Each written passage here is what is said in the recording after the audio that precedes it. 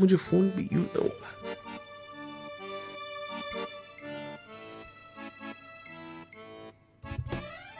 Much better कि मैं हूं केडीके और आज मैं एक ऐसे एक्सपीरियंस से आपको गो थ्रू करवाने वाला हूं ना, जो हर शादीशुदा मर्द के लाइफ में एक दफा तो एटलीस्ट आता ही आता है। First wedding anniversary. एनिवर्सरियां पूरी जिंदगी आती रहती हैं, आप भूलते हो, आप मार खाते रहते हो, लेकिन जो फर्स्ट एनिवर्सरी है ना, वो सिर्फ एक ही दफा आती है अगर आपने एक ही शादी की हो तो। और मेरे साथ तो कुछ ऐसा सीन हो गया था कि मैं भूल गया था कि एनिवर्सरी आने वाली है। मैं था भी इस्लामाबाद में, मेरी बेगम कोहाट में, और ना प्लान था, ना मैंने गिफ्ट कोई सोचा हुआ था, मैंने कुछ सोचा हुआ ही नहीं था ना।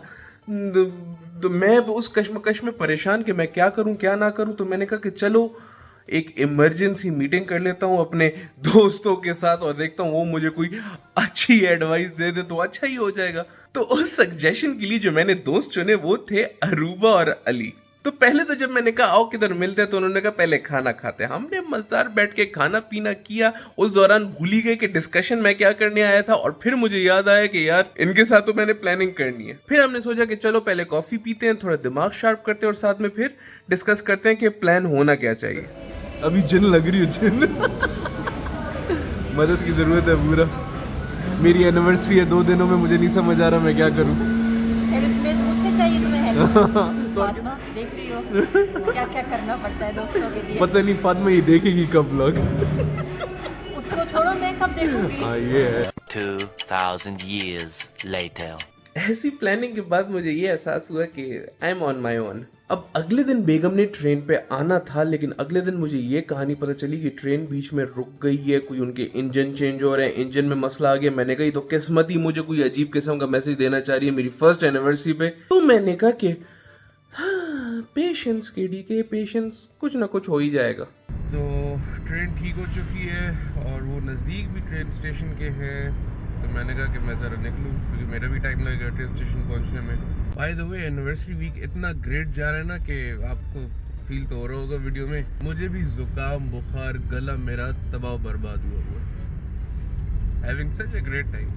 स्टेशन पहुंच गया हूँ, 1 बज गया है, still the train hasn't arrived. अब जो अराइवल टाइम था उस पर भी ट्रेन अराइव ना हुआ, तो मैं तो परेशान हो गया कि यार ट्रेन आनी है कि नहीं आनी, क्या सीन है, मेरी बेगम ठीक है कि नहीं। अब ये सोच ही रहा था कि मुझे ट्रेन दिख गई,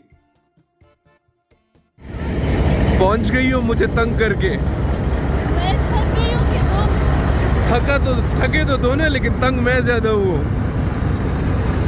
मैं देखो मजदूर बंदा हूँ और मजदूर बंदे की निशानी होती है कि उसे तंग ना किया जाए, टाइम ठीक से बताया जाए।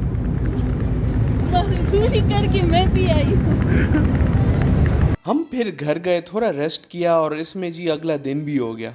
तो उठते साथ ही मैंने दाढ़ी वाड़ी की ट्रिमिंग कराई और शुरू हो गई एनिवर्सरी की शॉपिंग।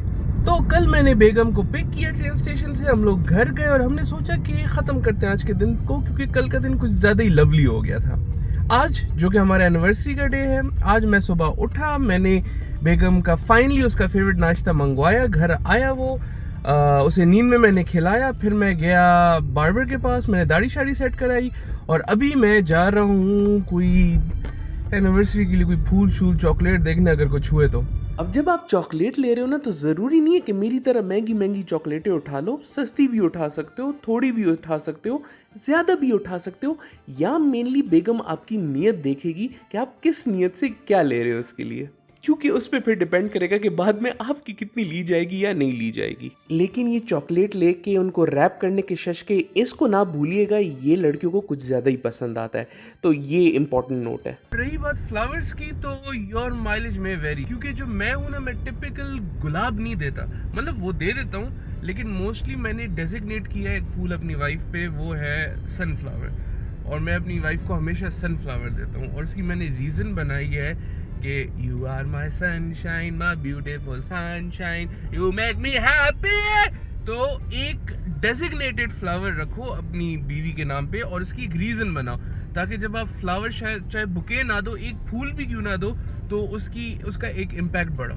अब मेरी सिचुएशन में मुझे सबसे बड़ा एडवांटेज ये था कि मेरी वेडिंग एनिवर्सरी आती है 14 फेब पे। तो वैसे ही पूरे पाकिस्तान में मंडी लगी होती है। ऐसे लग रहा होता है मेरे लिए दिन मनाया जा रहा है, लेकिन जो भी है फायदा होता है। बकरा ईद की तो मंडी आपने देखी होगी ना, मैं आपको आज वैलेंटाइंस डे की मंडी दिखाता हूँ।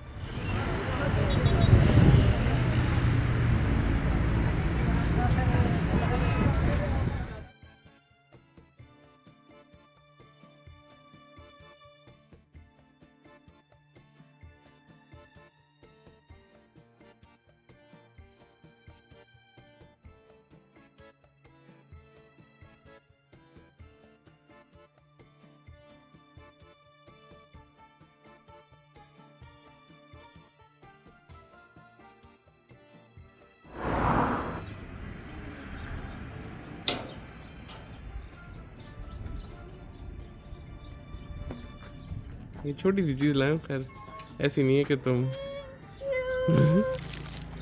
मेरे बब्बर वालों के साथ। खैर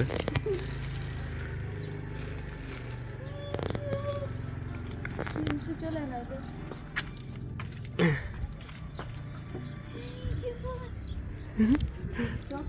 चॉकलेट, हाँ चॉकलेट। ये भी बता सकती कौन सी? बबी। क्या?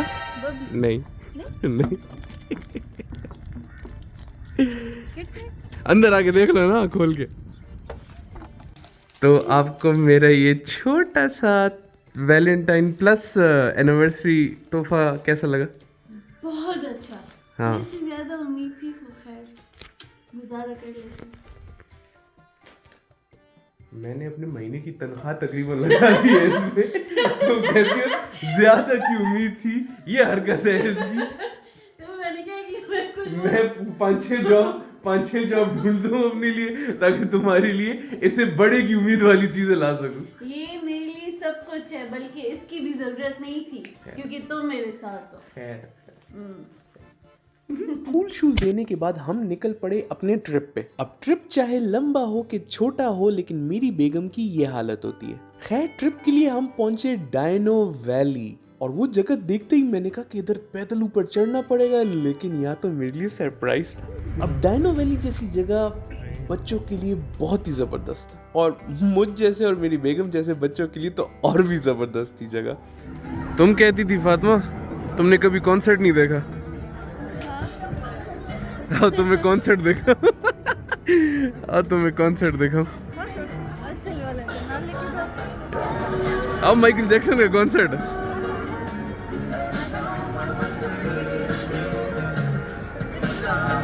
कैसा लगा कॉन्सर्ट?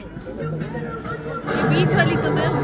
यार इनके एनिमेट्रॉनिक्स का भी अपना मजा था। मैंने कहा वहाँ जाऊंगा जरा जुरासिक पार्क वाली फील आएगी। यहाँ पहुंचते साथ ही मुझे वो ड्रैगन टेल कार्टून याद है, वो वाली फीलिंग आ गई, और उसका भी अपना एक मजा है माइंड यू।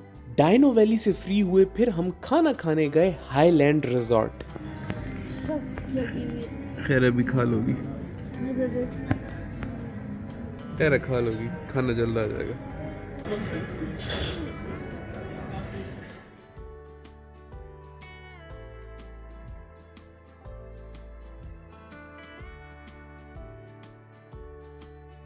मज़ेदार खा पी के हम वापस आ रहे थे, और इन प्यारी खूबसूरत लाइटों को देख के हमने कहा कि आज का दिन याद करें। और फिर मैंने अपनी बेगम को देखा और मैंने कहा चलो रहने दो।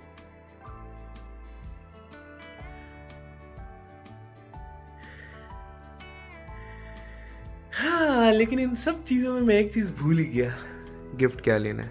हर बंदे की अपनी सोच है, लेकिन मेरी सोच और डिक्शनरी के मुताबिक ना, फर्स्ट एनिवर्सरी है तो गिफ्ट तो बनता ही बनता है ना।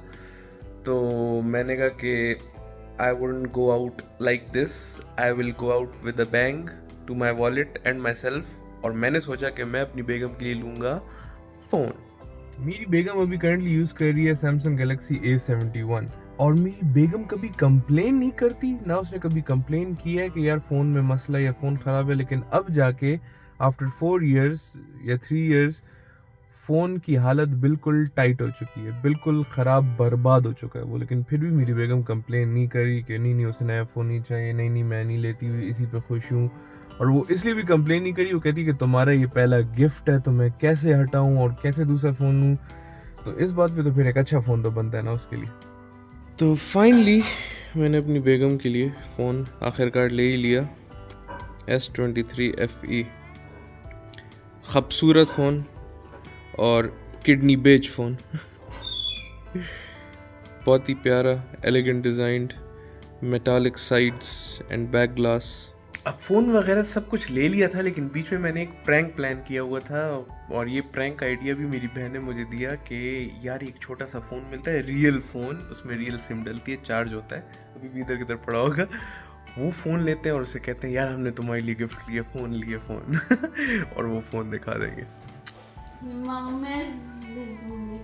मैं कुछ भी नहीं कर रहा, पकड़ लिया था, तुमने लाइबा के फोन से झांक के या उसे पता समझ आ गई थी कि मैं तुम्हारे लिए एक छोटा सा फोन लिए।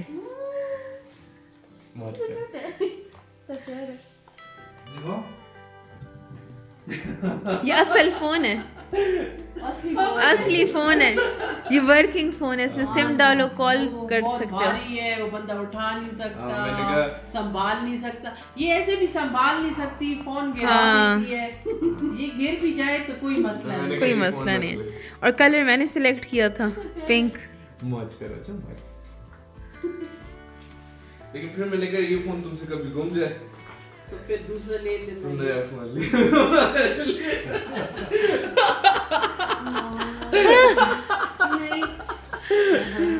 माशाल्लाह, मुबारक हो। अब होता है कि बंदा खुश होता है। Happy birthday in advance. Anniversary भी, एनिवर्सरी भी, एवरीथिंग। खुशियां भी ऐसे।